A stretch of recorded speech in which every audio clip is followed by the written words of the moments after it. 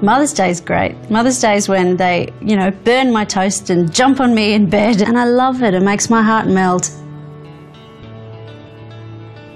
After 3 years of trying for a baby, we discovered that we were going to have twins. And we were super excited. We were going to have 2 babies. At 26 weeks, we were told I was going into labour early. It was the most frightening thing I've ever been told. When they were born, we were eager to find out. There was a bit of confusion over what sex they were, because when they're premature, everything is a little bit different.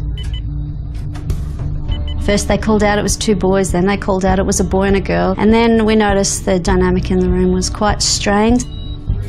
The doctor turned and said, "Have you chosen a name for your son?" And we said, "Yeah, his name's Jamie." And he just sat on the edge of the bed and said, "Jamie didn't make it, we've lost him." David collapsed next to me.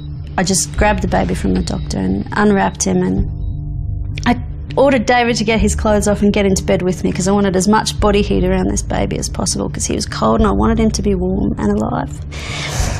We put his skin against my skin and then I just held him. Close to my heart, I moved his head so that his ear would be able to hear my heart beating, and cried and cried. So we told him that he had a sister and that her name was Emily and that she was going to be okay and that he needed to look out for her.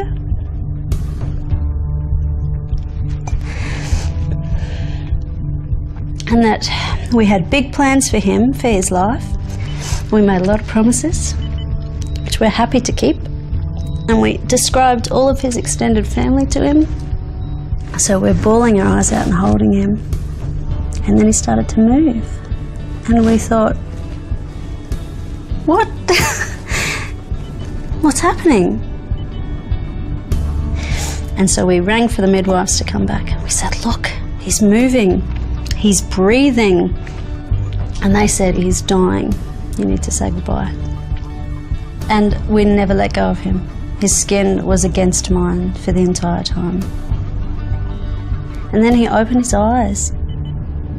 And he grabbed David's finger, and his tiny fingers only just covered the tip of David's finger, and he held on, and he laid his head back down on my chest and stared at his dad.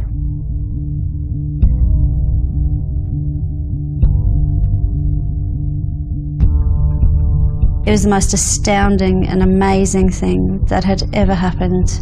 We realised it was because we had held him and because he had the body heat of his mother and father and that soft cocooning warmth.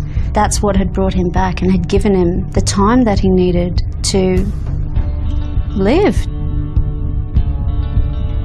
We didn't stop touching them from the moment we got them home because we knew how valuable skin-on-skin contact was. It's what had saved his life.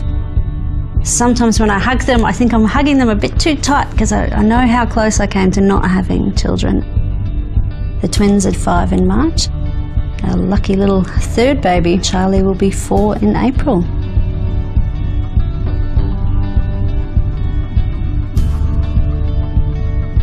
The good stuff is when they repeat gestures back to you that you use with them. So sometimes they'll sit next to me and they'll just start patting my back, or someone will stroke my hair.